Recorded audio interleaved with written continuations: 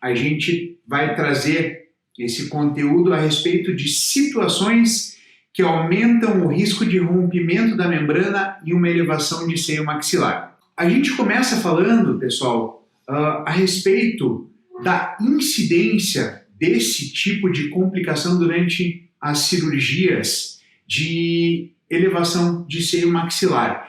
Ela é simplesmente a complicação mais comum, né, durante as cirurgias de elevação de seio maxilar, e durante a leitura de uma meta-análise, que é um tipo de artigo extremamente relevante na literatura aí, uma meta-análise de um autor chamado Al-Dajani e seus colaboradores de 2016, a gente encontrou que em 23,5% dos casos a gente acaba tendo algum tipo de perfuração da membrana sinusal. Isso representa, portanto, pessoal, simplesmente 1/4 dos casos a gente acaba tendo algum tipo de perfuração na membrana sinusal. Ou seja, é muita coisa. Muito frequente, né? Muito frequente. A gente busca aqui uma referência na literatura até para ter um número, para falar para vocês, né? E, poxa, nessa última revisão de literatura a respeito de rompimento de membrana, perto de 25% das situações, 25% dos procedimentos de elevação de seio, acontece rompimento de membrana. E aí a gente até já tem mais uma basezinha para falar o que acontece com a gente aqui na clínica, né, no nosso dia a dia. E olha, pessoal, posso colocar aqui a minha experiência, eu acredito que muito perto disso, um pouco mais, um pouco menos, é o que a gente encontra de perfurações, desde pequenas até perfurações maiores, mas é o que a gente encontra tanto no consultório como nos nossos cursos também, né? A gente vê que, pô, acontece mesmo. Até ia te perguntar, verdade ou mito, né, Hugo? Só que de mito não tem nada, né? Acontece. A gente vê tanto no curso, como você falou, quanto na clínica, é uma verdade muito absoluta.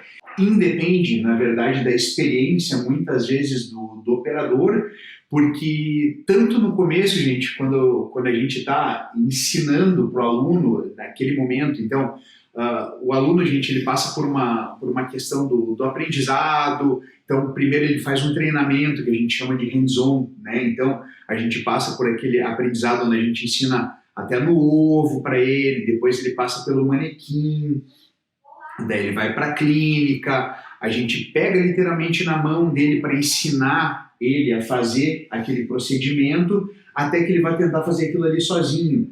E existe aquele primeiro momento que ele vai bem delicadamente para tentar fazer, né? Até ele erra menos. E daí passa por aquele momento depois onde ele acha que ele pegou confiança, e mesmo o dentista já calejado depois, parece que o cara vai meio descuidado, ou vai muito naquele afã ali de ter aquela confiança, aquele peito estufado, e acaba indo com muita sede ao pode fazer. E a literatura mostra isso também, né? Que é o chamado dentista sênior, né? E tem até pesquisa, né, mostrando exato. Se acontece mais com dentista iniciante, com dentista com mais experiência. Os artigos científicos não conseguem definir, falam que não tem muita diferença se acontece mais no começo da projeção ou depois, né? Exatamente. A elevação de seio, de uma forma geral, é um procedimento muito delicado, né? Bem delicadinho, um procedimento muito gostoso de fazer, mas super delicado. Então sempre vai exigir uma atenção muito grande em todos os seus momentos.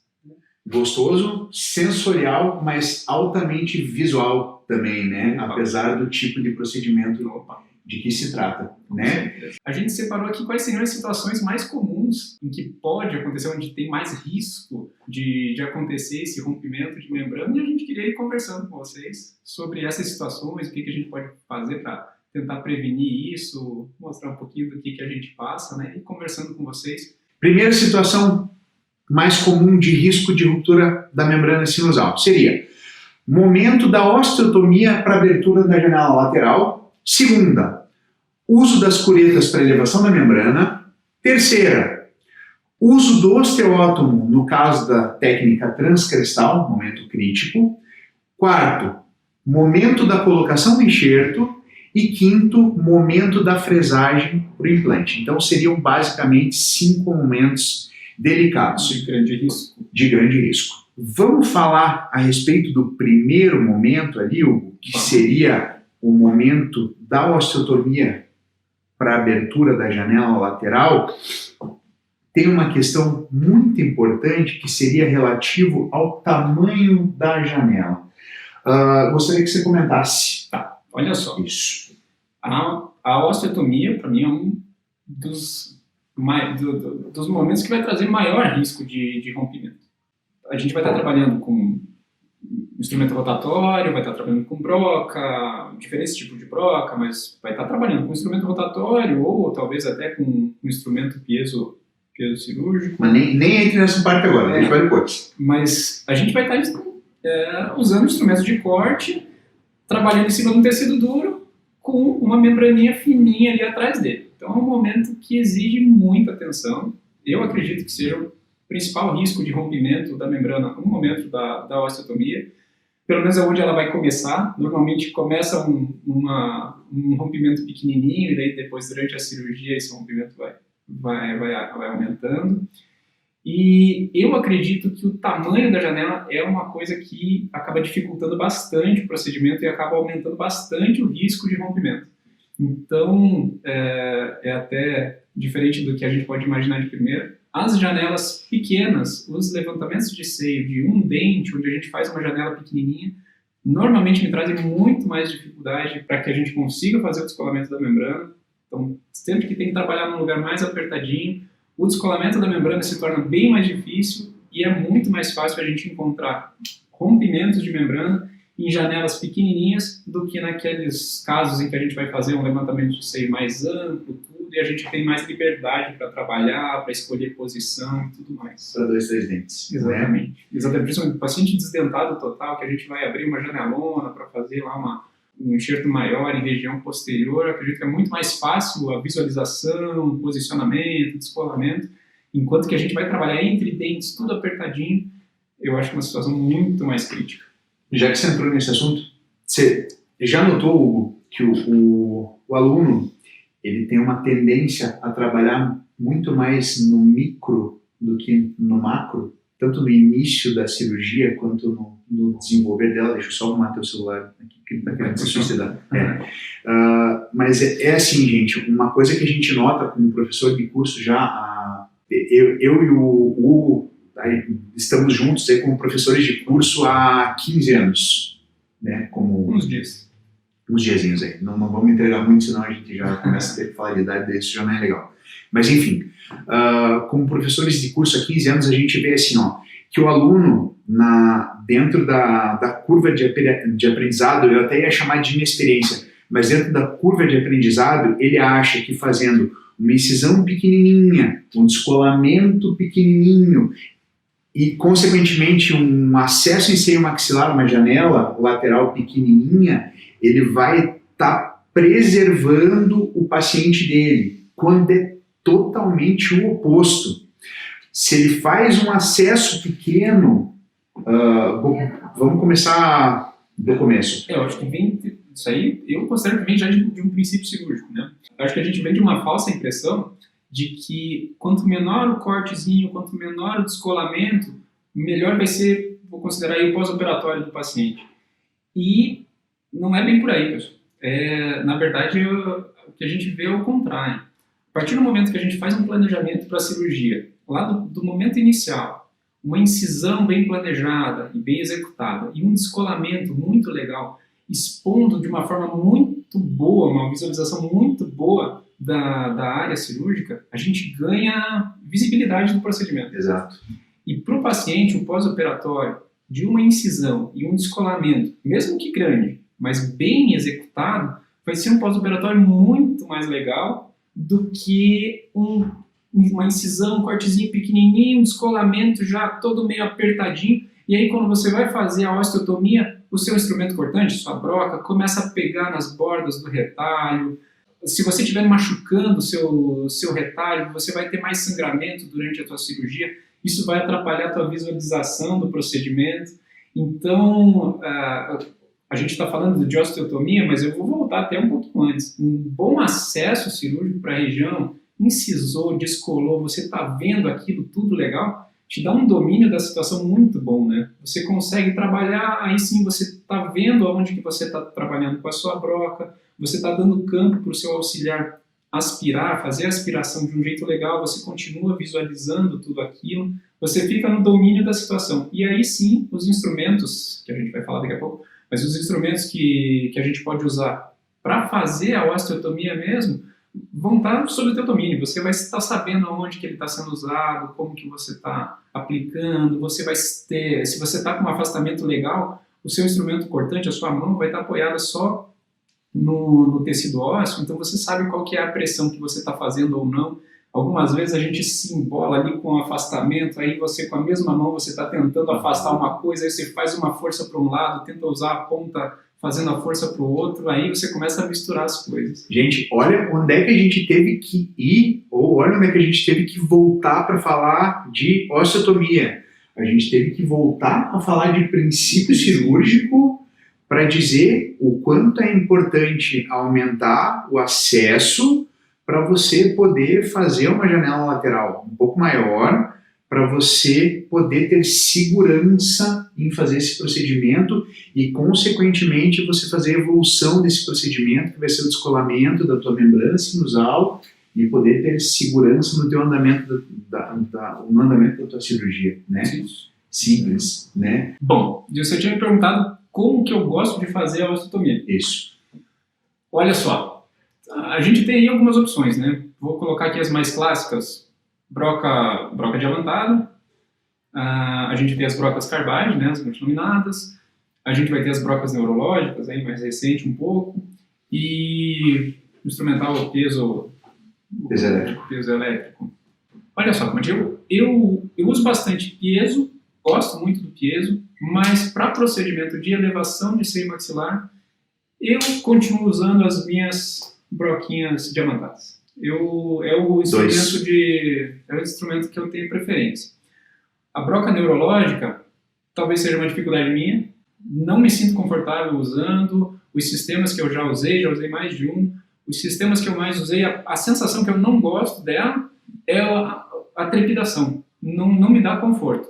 Pode trazer lá suas vantagens, puxa, se tiver algum contato entre a broca e a membrana, ela não vai fazer a perfuração, tal, desenhado para que não corte, né? Pode trazer essa vantagem, a função dela é essa, mas a trepidação dela não me dá conforto. Um dos sistemas que eu usei, a gente precisava deitar um pouquinho a broca, né? Ela não fazia o corte de ponta, então você ia deitando ela um pouquinho para que ela conseguisse fazer o corte do osso, a osteotomia. A conformação dela é essa, né? Essa, né? Não me senti confortável, não gostei. Vou falar já do piezo também, que o piezo eu gosto muito, uso para muitos procedimentos, tenho usado cada vez mais. Para elevação de seio, para fazer a janela, eu não sei se é pela velocidade, pela prática, por ter aprendido há tempos atrás a fazer com a broca diamantada, eu me sinto muito mais confortável a fazer a osteotomia com broca diamantada. Cara, eu acho que na verdade assim, ó, a gente tem a mão direita e a mão esquerda, né? A direita, pro cara dessa, vamos dizer assim, né? A direita é a tua dominante e a esquerda é só uma mão extra que você tem, né? A partir do momento que você aprende a usar a tua direita, a esquerda é só a tua mão auxiliar. Eu sou partidário do Hugo, gente. Eu também sou defensor das brocas diamantadas, contanto que elas sejam novas e contanto que você use irrigação abundante durante o procedimento, né? Então, tem uma grande questão aí, né? Seleção do tamanho da broca correta, brocas novas, porque a broca, ela pode ser a tua maior amiga ou ela pode ser a tua maior inimiga durante a abertura da janela lateral, né? Então, se a broca for uma broca de boa procedência, beleza, ela pode abrir a janela para você rapidinho, até porque ela não pode ser usada com peso sobre a parte óssea, ela tem que ser usada praticamente pincelando ali, então a broca inicialmente ela vai desenhar uma canaleta e o que vai acontecer no momento subsequente é que ela vai só ser usada dentro daquela canaleta, pelo menos é o que a gente indica. Né?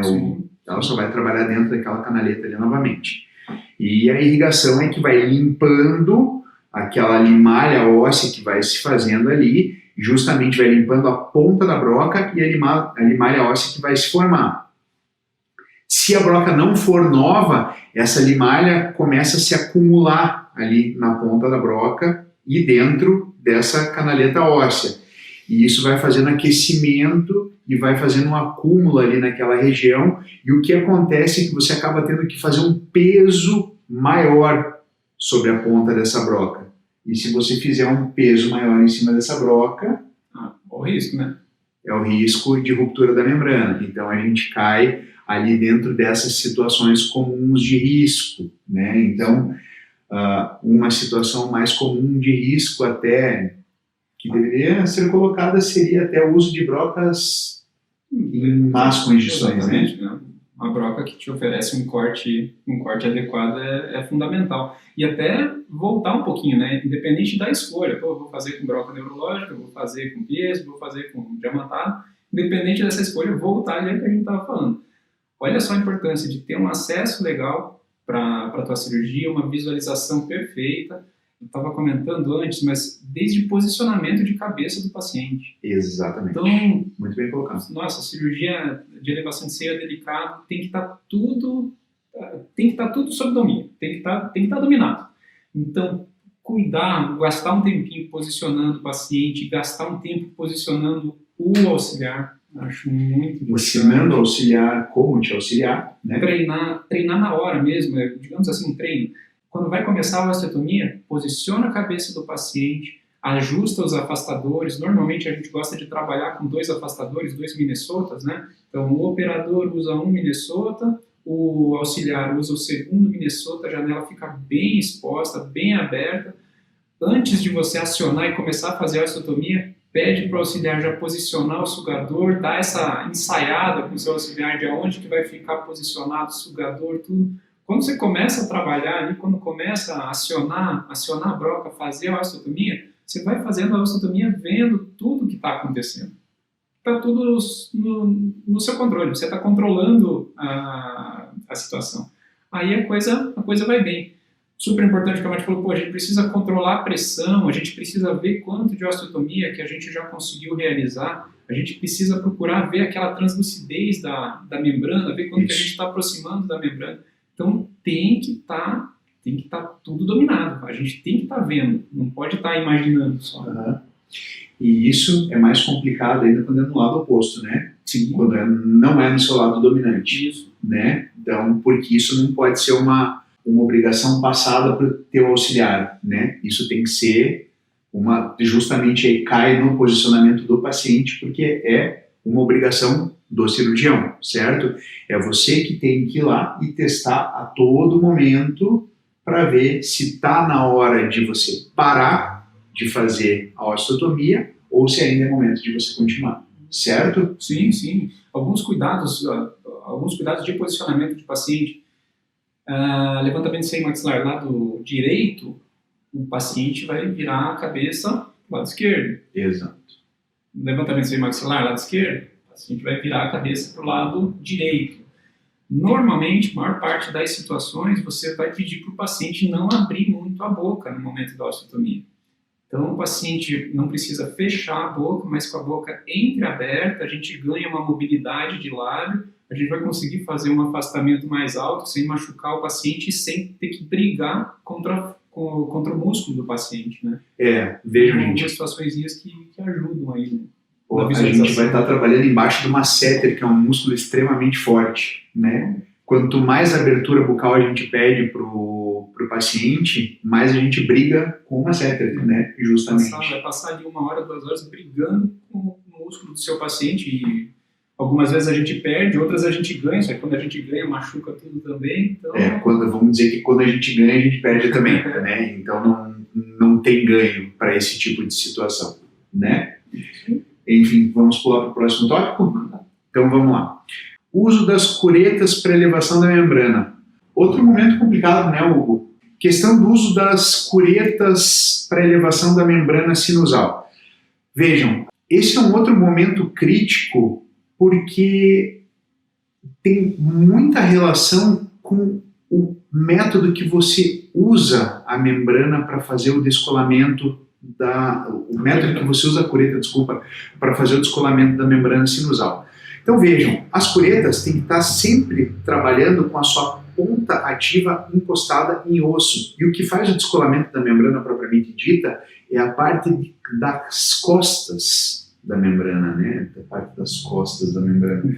A parte de trás da cureta, mas que a gente chama de parte das costas da membrana. Então ela fica encostada com a sua parte ativa em osso e ela vai trabalhando, raspando a parte óssea e a parte posterior dela, a parte convexa, é que vai fazendo o descolamento.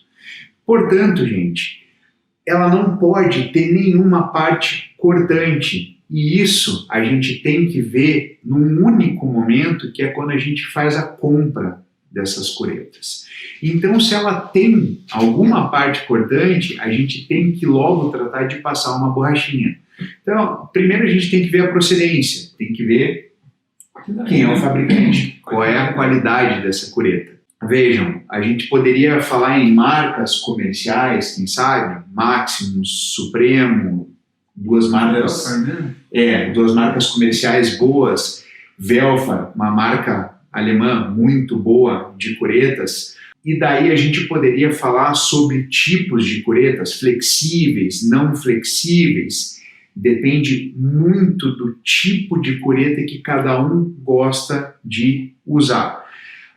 E daí a gente entra num outro tipo de situação, que é quantas curetas usar. E daí eu jogo para você. Para mim? Então, olha só, eu tenho um número grandinho de curetas, não sei quantas, na verdade, mas basicamente eu uso duas. Eu gosto das minhas duas curetinhas, tenho duas curetinhas flexíveis. Não considero que a flexibilidade da cureta para levantamento de seios seja fundamental, tá? Porque o metal é flexível, mas essa flexibilidade não é suficiente para, se eu empurrar a membrana do seio com a minha membrana flexível, a membrana vai romper. Com a minha cureta flexível, a membrana vai romper. A cureta, mesmo sendo flexível, ela é muito mais forte que a membrana. Então, se eu usar de uma forma errada a cureta, vai romper a membrana. Então, o jeito de usar a membrana é aquele, ponta da cureta, sempre apoiada em osso. Quem vai descolar a membrana são as costas, né, da cureta. O fato dela ser flexível ou não, eu acredito que não vai trazer tanta influência no rompimento ou não de uma membrana. Eu acredito que o formato da cureta é muito mais importante. Então eu uso basicamente duas curetinhas mais delicadas, menores um pouquinho, com ângulos um pouco diferentes, mas acho também muito importante ter uma quantidade maior de curetas, mesmo que elas fiquem lá encostadinhas, lá parece, pô, eu nunca usei essa coisa aqui. Mas mesmo deixa elas encostadinhas lá um pouquinho, porque pode chegar algumas situações, lá em 5% dos casos, de repente tem um cantinho da membrana que você não está tendo acesso com as suas de mão ali de todo dia, e você vai precisar de uma angulação totalmente diferente, que você não está habituado a usar, mas vai ser aquele ângulo que vai te salvar, sei lá, perto de uma raiz de um dente, principalmente nos casos onde é apertadinho, né? Exatamente. Justamente naquelas osteotomias pequenininhas que você precisa buscar, talvez a parede mais anterior do seio, você precisa buscar com os ângulos mais quebrados um pouco, aí você vai buscar as tuas curetas lá que estão mais guardadas, estão mais escondidas um pouquinho. A questão de ser flexível ou não acho primordial, mas acho fundamental você cuidar, enquanto lá a curetinha nova, sem uso, tudo, passar o dedo na ponta da cureta e ver se não é cortante. Não ser cortante é fundamental. Eu acho que tem algumas questões aí, gente, quanto a cureta ser flexível ou não, a gente até estava conversando a respeito disso antes, que é o fato do material em que as curetas são feitas. Então é assim, ó, a cureta não flexível, ela é um pouquinho mais parruda, vamos dizer, ela é um pouquinho mais grossa. E a cureta flexível ela é mais fininha. Provavelmente seja justamente esse material que a cureta a liga que as curetas são feitas. A cureta flexível, justamente mais fininha, ela é mais delicada, ela tem uma passagem ali pela janela, por menor que ela seja, mais delicada. Então, vão existir aqueles casos onde você vai fazer uma janela para um dente ali, por exemplo, numa situação, uma janela entre dentes, por exemplo, de um segundo premolar lá, entre o primeiro premolar e o primeiro premolar e o primeiro molar, que você vai precisar fazer aquele descolamentinho bem delicado. Você vai ter a raiz do molar, você vai ter a raiz do primeiro premolar, e você vai precisar trabalhar muitas vezes até com microcuretas. Sim, elas existem. Então você vai precisar trabalhar de uma maneira extremamente delicada e cuidadosa. E você não tem nem como pensar em trabalhar com uma cureta tradicional, certo, Hugo? Porque você não acessa a maioria das estruturas. E se você for tentar trabalhar com uma cureta tradicional, você não passa nem pela janela. Ou se você arrombar uma janela para trabalhar com aquele tipo de cureta ali, você simplesmente não tem nenhum tipo de prognóstico que possa te ajudar, certo? Então você é obrigado a trabalhar com material bem delicado. Sim. Certo? Sim, até porque o tamanho da janela, a gente estava comentando, janela muito pequena vai dificultar o procedimento, mas trabalhando entre dentes, muitas vezes a gente não tem escolha. A janela vai ser limitada pelas estruturas vizinhas, né? Então, muitas vezes a gente não tem escolha e vai ter que trabalhar em campo apertadinho. São situações específicas, assim como janelas absurdamente grandes também tem a sua indicação extremamente restrita, né? Sim. Não adianta você arrombar o ambiente do seio maxilar, gente, aleatoriamente, porque o tipo de regeneração que você precisa não vai acontecer. Você precisa de uma área indutora para a neoformação daquele tecido ósseo, né? Então, as indicações são mais restritas. Com certeza. Certo? Com certeza. Terceira situação de risco de rompimento de membrana, aí já não é uma técnica de acesso direto ali, né? Uma técnica transcrestal, uso dos osteótomos, né?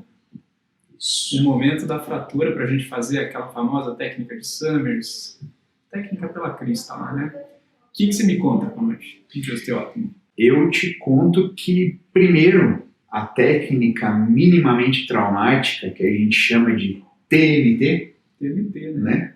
Nosso xodozinho, é uma técnica que eu gosto muito de usar.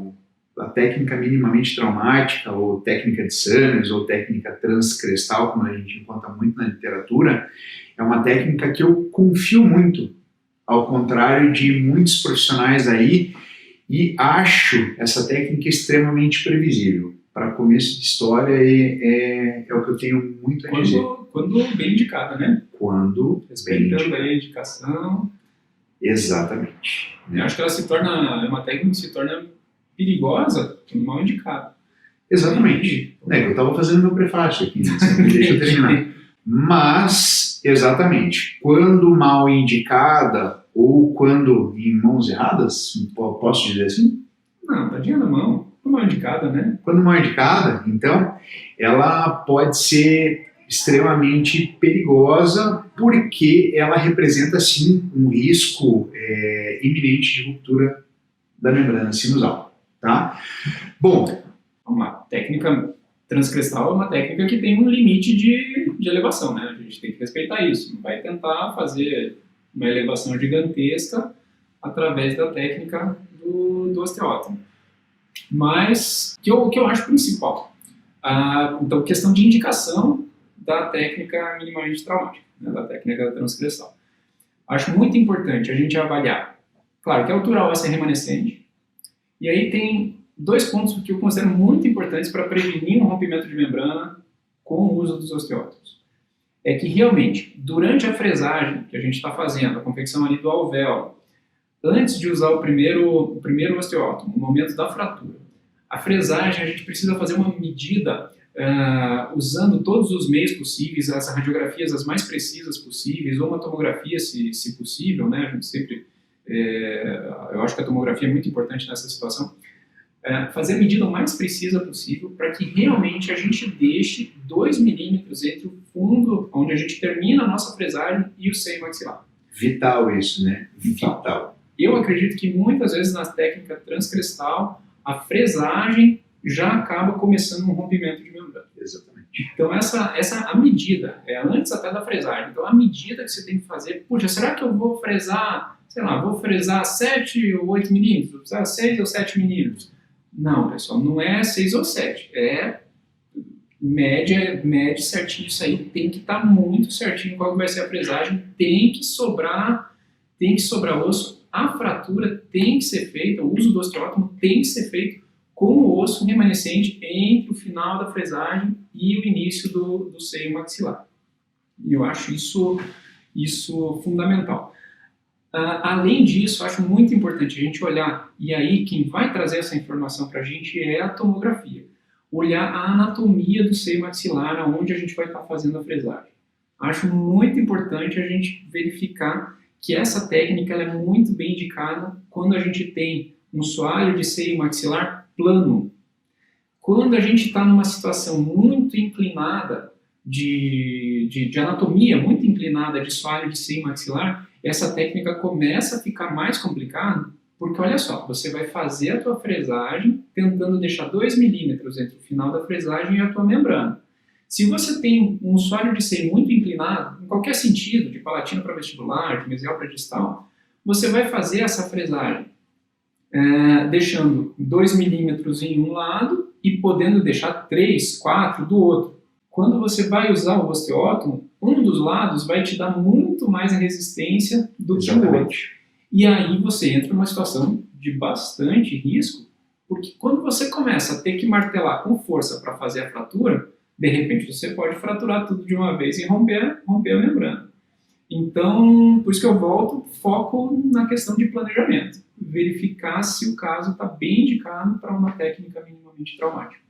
Concorda, Tomate? Manda aí. Eu concordo totalmente e, ao contrário do que se possa pensar, a indicação de planejamento tomográfico para os casos de técnica de Summers é tão importante quanto qualquer outro caso em que se vai mexer com enxerto em seio maxilar. E vejam, gente, a técnica minimamente traumática, ela está ali, quando eu vou dar aula para os meus alunos de técnica minimamente traumática, eu lembro que eu coloco 2 esferas se juntando. Eu coloco a esfera da implantodontia dita tradicional, ou implantodontia não avançada, e a esfera da cirurgia avançada meio que se juntando, e a técnica de Summers no meio, técnica minimamente traumática. Então vamos dizer que ela está ali juntando, ou está numa parte intermediária entre as duas técnicas, tá? Mas isso não torna a técnica minimamente traumática menos complexa. Ela só se torna uma alternativa minimamente traumática. Tá? Vocês conseguem entender a diferença entre uma coisa e outra, só que ela não pode ser subestimada, ela só deve ser tratada diferentemente. O fato de eu não fazer uma intervenção em janela lateral para fazer a técnica minimamente traumática não a torna menos complexa. Tá? Só quer dizer que eu não vou fazer uma janela lateral no meu seio maxilar.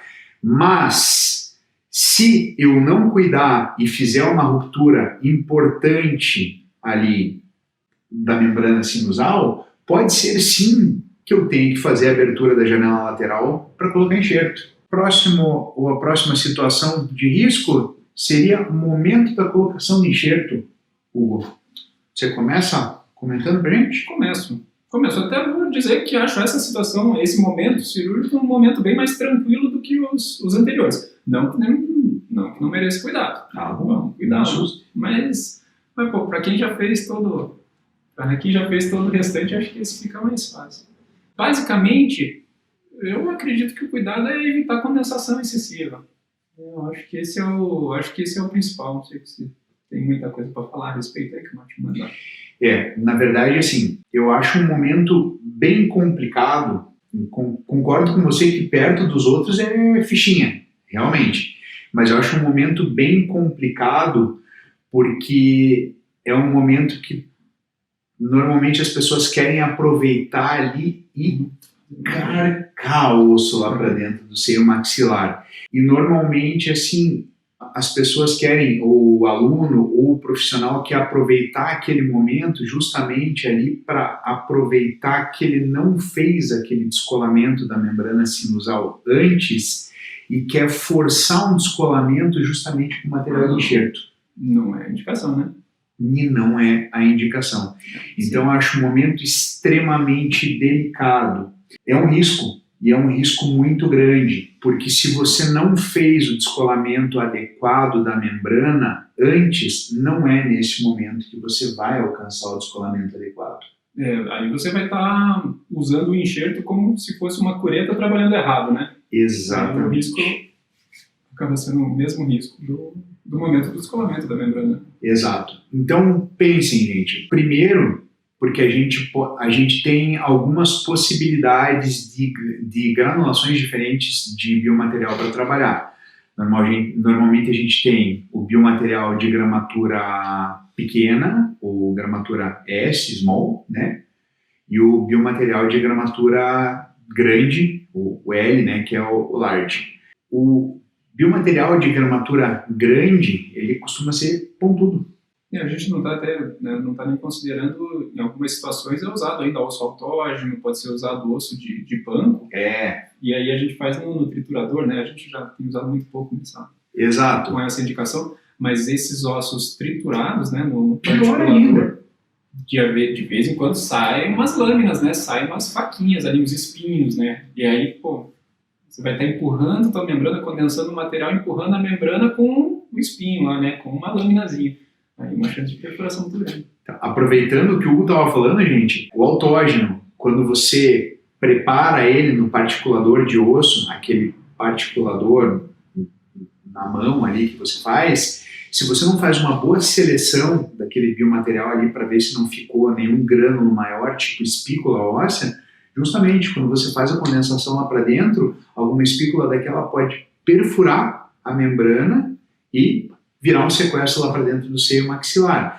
E você não precisa nem fazer uma condensação excessiva desse biomaterial. Isso acontece de maneira muito fácil.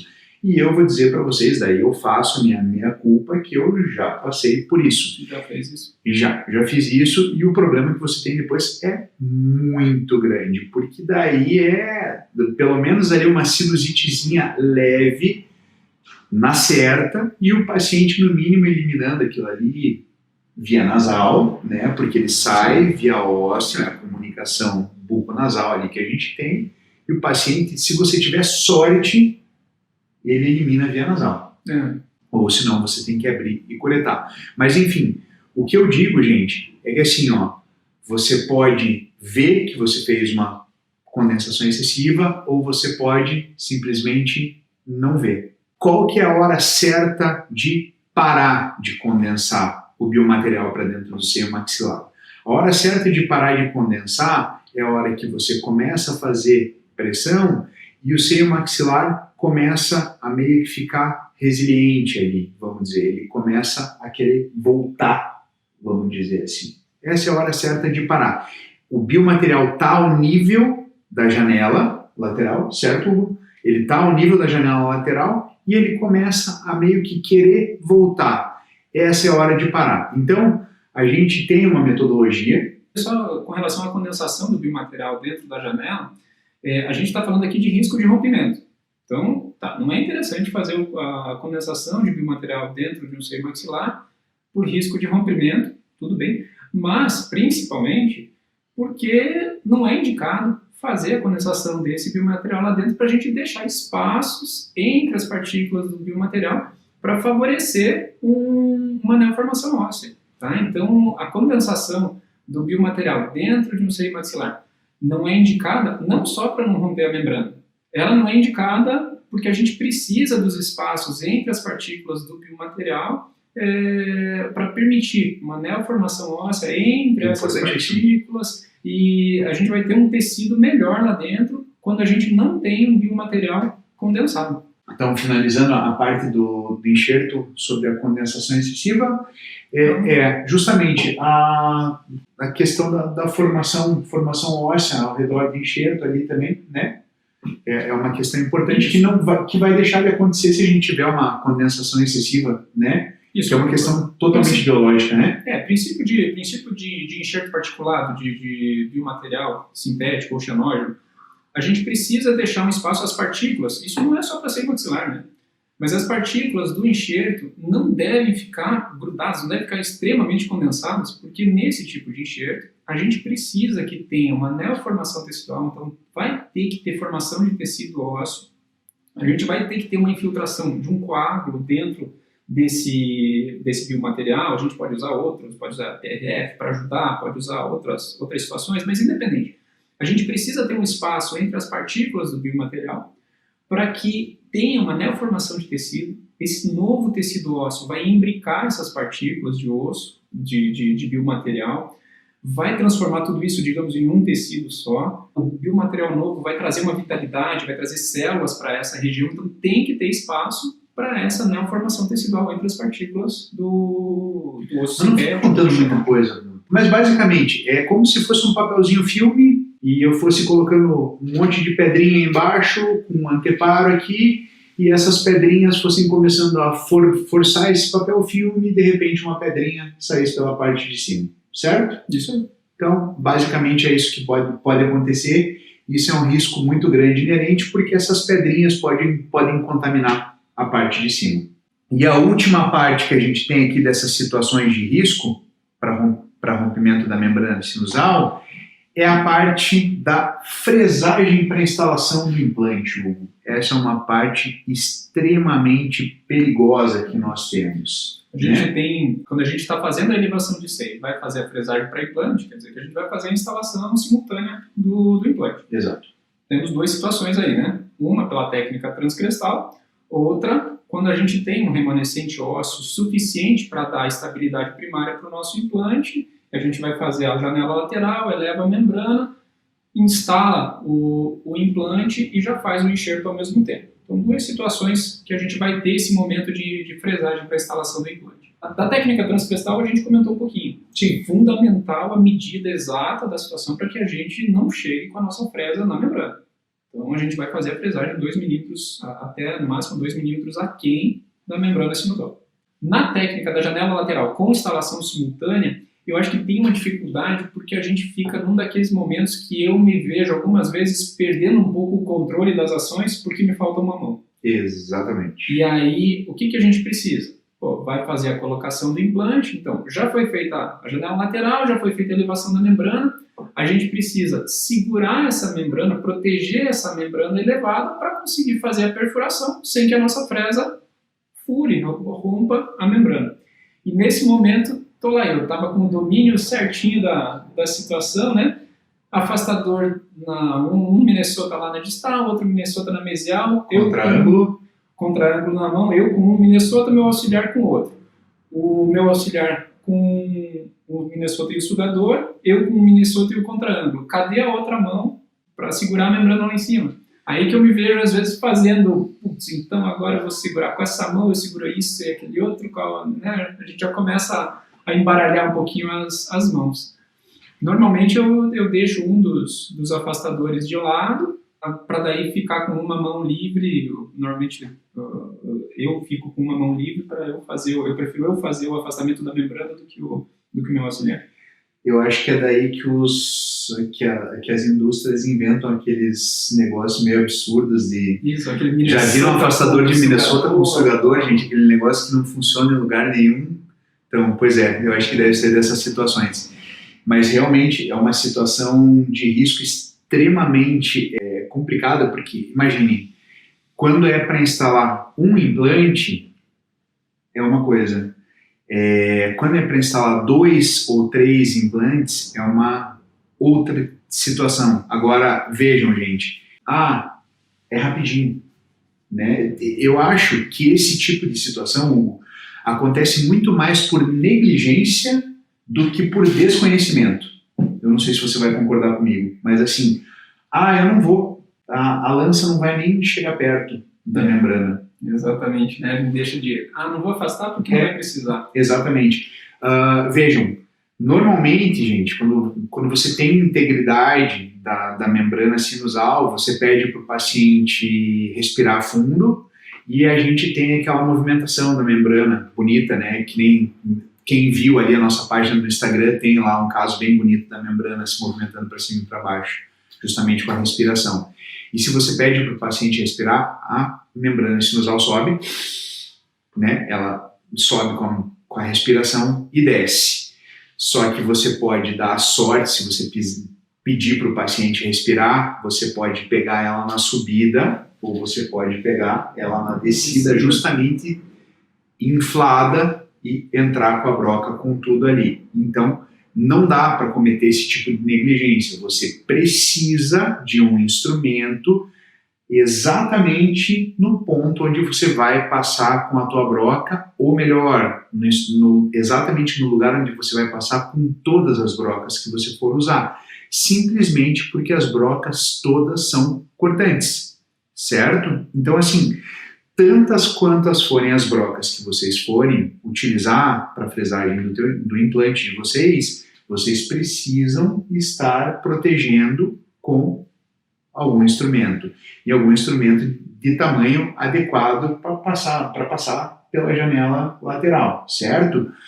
Outro detalhe, pensem que muitas vezes dá um instrumento como se fosse ali, normalmente o que usa ou uma cureta de seio, ou um descolador de Molt, ou um descolador de, sei lá, um descolador qualquer, ele precisa estar apoiado em uma borda da janela lateral ou lá na parede mediana, certo? Sim. É onde vai apoiar. Só que ele precisa estar apoiado em uma parede óssea, porque senão exatamente esse descolador também pode acabar lesionando a membrana sinusal, certo? Tudo que a gente cuidou para não fazer, né, com a cureta, vai estar fazendo na hora do afastamento, né? Exatamente. Cuidar para não empurrar a membrana com a cureta, na hora de afastar, que a gente está cuidando de várias outras situações, né? Imagina que a gente vai estar cuidando de um guia cirúrgico, de um contraângulo com a sequência de fresas. Ao acionar essa fresa vai precisar aspirar, né? Vai sair soro fisiológico junto. Vejam, gente, é algo muito cruel. Às vezes você vai estar trabalhando com um paciente sedado, você vai ter um abridor de boca, você vai ter um guia cirúrgico, você vai ter afastador de Minnesota. É muita coisa para administrar e a gente sabe disso. Só que é mais uma coisa que você não vai ter como negligenciar. Então, pensem, é necessário cuidar da membrana sinusal também, tá? Então, enfim, não tem o que fazer. Precisa ser dado um jeito para isso. Certo? Certo. Muito obrigado aí por estarem presentes. Obrigado, gente. Hein? Quem ainda não se inscreveu, se inscreve lá no nosso canal Hugo Camati, lá no YouTube. Segue a gente aqui no Instagram também. Deixa seu like, né? A gente, o Instagram e o YouTube gostam disso aí. Valeu, pessoal. Até a próxima. Abraço a todos. Tchau, tchau. Valeu, gente. Até mais.